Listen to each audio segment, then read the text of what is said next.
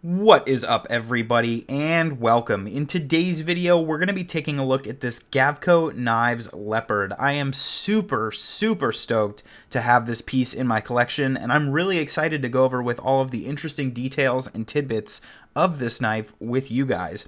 So let's go ahead and jump into it. The first thing that I want to say, and I'll just kind of give you guys an aesthetic overview of the knife while I chat here, but it's been a while since I've liked a knife in such totality. Usually there's a feature or a feature set of a knife that really makes it, stand out. For me, this knife, I love the way it feels in the hand. This knife, I really appreciate the CNC work and the action. This knife, I love all of the aesthetic details and, the beautiful bolsters and everything like that. But on this Gavko, it sort of all comes together to be the whole package for me. It's just been a while since that's really happened. And so, I think this is definitely the best Gavko that I've owned overall. But I think I would even go so far as to say it's the best Gavko that I've ever handled, period. And that's both from sort of an aesthetic standpoint, a mechanical standpoint, and then really there's some aspects of this model in particular that just really jive very well with me.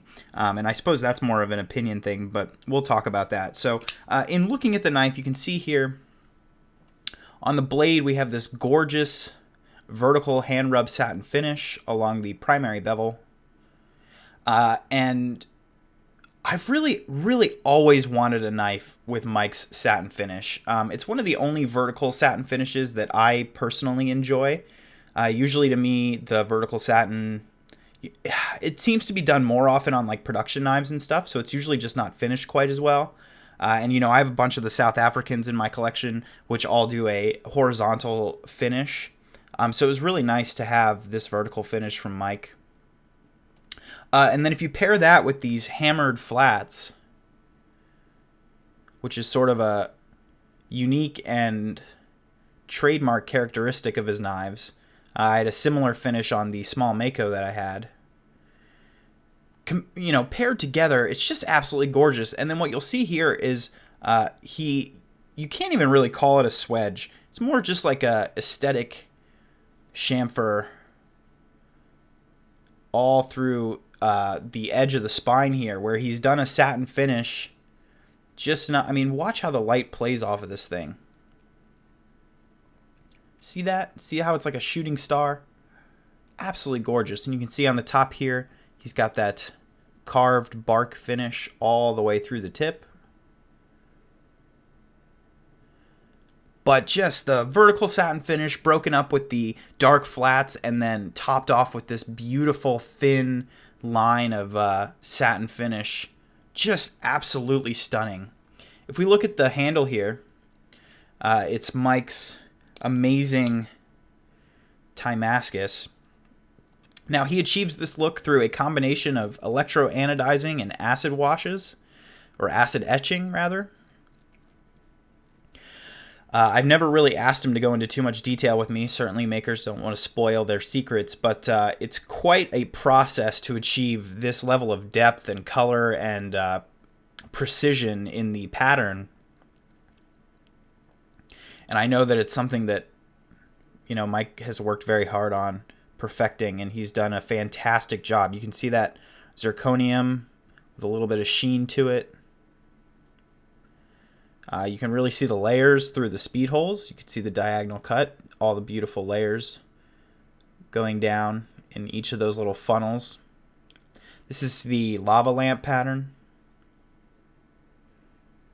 Absolutely stunning. And then, of course, as is tradition for Mike, on the reverse side, we have the titanium frame lock with a beautiful tumbled two-tone anodizing finish. So what he does, and he can correct me if I'm wrong, but what I believe he does to achieve this finish is, he anodizes it in the high voltage color, in this case green, and then I would imagine he sandblasts it or tumbles it or does something to just break apart that green a little bit, and then he goes back and anodizes at the lower voltage, in this case blue.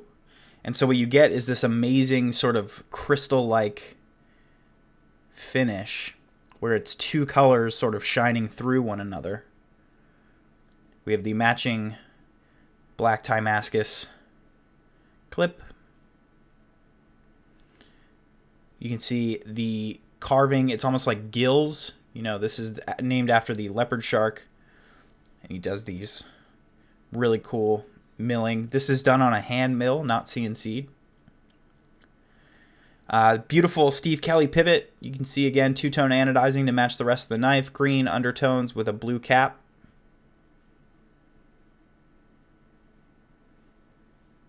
And then a couple final aesthetic notes. You'll see here on the thumb studs, it's starting to wear a little bit because I flick this knife all day, every day. But you'll see if you look at a top-down angle, the anodizing is blue. But if you look this way, it's green. And so it's quite interesting because what he's done, again, is anodized the studs in a green. And then he's just polished the green off of the very end, or the very top layer around the cylinders here, and re-anodized blue. And so what you get is green in the sort of, try to get it in focus, green in each of these little notches and on the edge, but blue around the whole top of it. Similar thing going on for the backspacer. Absolutely freaking amazing. This knife is an aesthetic masterpiece as far as I'm concerned, and any fan of the colors green and blue is going to be absolutely dumbfounded by seeing this knife in person. It is freaking fantastic. Now, in talking about this knife a little bit more generally, the Leopard model is a newer model for Mike. It's been around for a couple of months. And it's on the smaller side for him, particularly when you discuss standard sizes. So obviously, looking at the example of the Mako, you know, there's 4 sizes, right? There's a macro Mako, a small Mako, and a micro Mako. But if you just talk about knives where he's only done in one standard size, this knife and the other newer model that he has, the Nurse Flipper, or the Nurse model rather, they're both definitely on the smaller side. And when I bought this knife, I kind of expected it to be a little bit bigger. And, you know, I don't know, looking for something, I guess, the size of a Mako, just a little bit larger. Actually, while I'm talking about it, let's get a quick size comparison with a PM2 so you guys know what the hell I'm saying. So you can see it's not like dinky, but it's on the smaller side. And the handle, in particular, is very skinny. So you can see here, while the length is not insanely small compared to the PM2, the sort of tallness here is significant, half even as thick in terms of total circumference, if you will, compared to the PM2. Now, I was delighted to find that out when I actually opened the knife. I like, you know, having smaller knives around. The collection had a lot of big knives in it recently. And so when I first got this, I was like, oh man, this is sweet. I really enjoy sort of the size overall, and the Leopard model, interestingly, was not something that I would have ever considered because I don't like sheepsfoot blades. I don't like Wharncliffes. I really just prefer traditional style blades or Tontos. And you'll see here what we have is sort of a sheepsfoot. It is a little bit of a belly. And so right off the bat, when I saw this model, I was like, you know, I don't want one of those. That's just not for me. And so I was really keeping my eye out for another Mako. I just really wanted to add another Mako back to the collection. And he was working on some in Stellite 6K, and I was like, oh, you know, that's cool. I'll just kind of wait around. I'm sure he'll do a Damascus Mako at some point. But that time just never really came. He made some knives that did fit my description, but other people were able to purchase them before I was. But then I managed to get a picture of this knife sent to me in a message. And I was like, you know, something about that knife just works. Even though the blade shape is something that I'm not partial to. And the fact that I really wanted a blade hole and this knife has thumb studs. I was like, you know, this knife, it doesn't meet any of the criteria that I was looking for in terms of adding a knife to my collection. If you told me that you wanted me to buy any other knife that was a sheepsfoot blade with thumb studs, I'd probably laugh and just say, you know what, that's not for me. But something about this knife, it just spoke to me. It was again, all the aspects of the blade, the amazing two-tone color situation that he's got going on. So I thought, you know what, I'll just take a risk. Let's buy it and see what happens. And as I mentioned before at the beginning of this video, it's turned out to be just one of the most amazing knives I've ever handled from Mike. What we're looking at here is a flat face detent, which is something he's been incorporating more lately.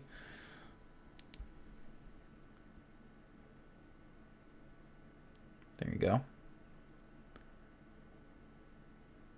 And the action on it is absolutely phenomenal. So if you can see here, the knife does draw itself to a complete close without any vertical shaking. All I have to do is hold it, just get the blade to move, and it draws itself to a close. So incredibly smooth, even though I wouldn't really characterize it as smooth because the hammer finish is in the tang, and so you can feel a little bit of that rumbliness, which is something that I've mentioned before that I like about his knives. So smooth maybe isn't the right word. Sort of free dropping is more how I would describe the action. And a very snappy detent to boot. So you can see here, if I thumb flick, thing rockets out. This is not a knife where you can really roll it out. The detent's snappy enough that you pretty much just have to break it and flip the knife out. And then, of course, you can... Oh, that was my fault. You can reverse finger flick with your middle finger, just like this.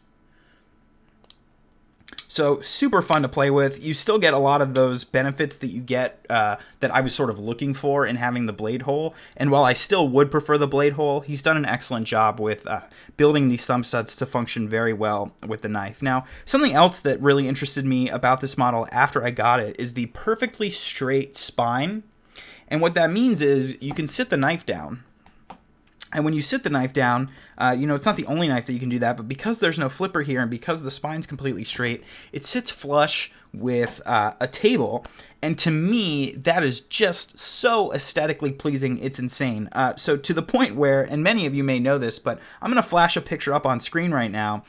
This is a 3-piece canvas print that I had custom made for myself for my own office because I like the knife sort of that flat, sitting flat aesthetic so freaking much that I just had to be like, for whatever reason I ever decide to sell this knife or, anything like that, I just needed a permanent representation of it in my office so that I could always look at its beauty from every angle. And man, I'm just like, I'm fanboying out a little bit here, which is, I think, obvious, but also reasonable. And the point that I'm trying to make is that this was a knife that wasn't supposed to make me happy.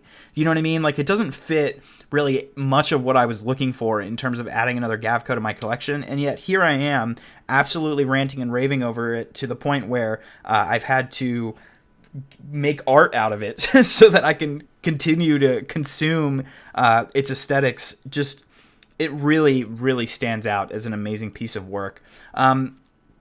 Another thing that I kind of want to mention here in terms of this knife being a perfect fit for me, Mike has a long history of making clips that I simply cannot stand.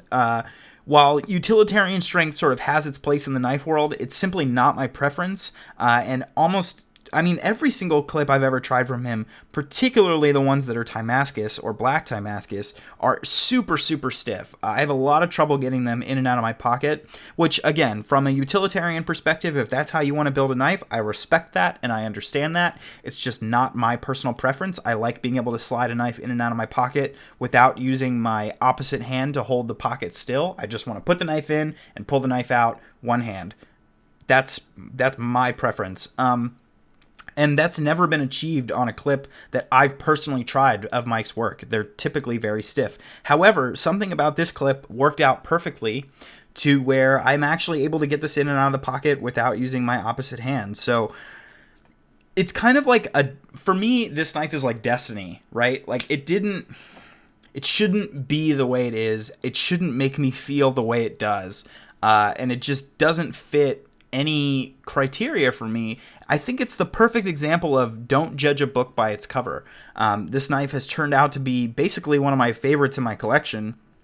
I love literally everything about it. And each day that I spend with it, it just kind of makes me laugh and think more and more on the fact of like, how many other sweet knives have I turned down because I was judging a book by its cover? So if there's anything that this video can do to help you guys moving forward. Just, maybe if you see a knife that you like, but it just is missing some of those features that you were really holding out for, maybe give it a chance. You might luck out. It might be the mechanical dream of yours compared to other knives. Like I've mentioned before on some of Gavko's knives, with flipper tabs, they have sort of too light of a detent. Again, the strong clips and everything. And I just was really partial to getting a hole. Really, really don't like sheep's foot blades, and yet here we are. So that's pretty much it, guys. I know that this video was a little bit more gushy than my videos normally are. I try to be pretty critical of knives, and usually I can find some flaws, and there are flaws on this knife. Like I will point out the fact that because the knife comes to such a sharp angle here, this is a little pointy, a little pokey, but the edges are broken, so it's not insane. It's a little pokey up here. And so, I think with Mike's knives, he does a lot of hard lines. And so his knives are typically a little bit more pokey than most, especially when they come to points like this.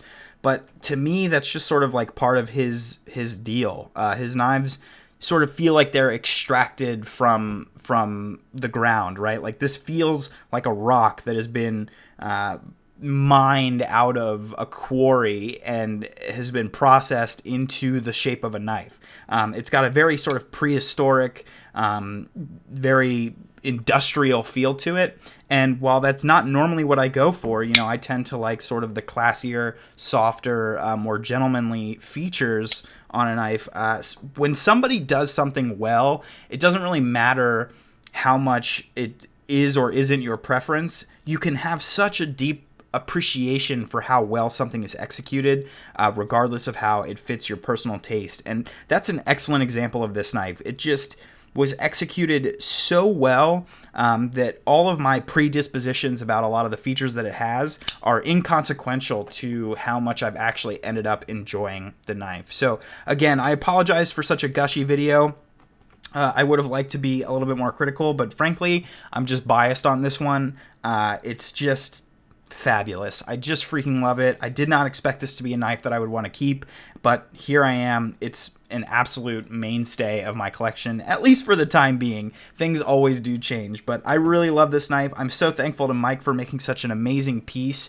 And yeah, if you guys want to see some sweet, sweet pictures of this knife, definitely check me out on Instagram at tovarishworks. If you'd like to reach out to me for any reason whatsoever, you can do so by emailing me at tovarishworks@gmail.com.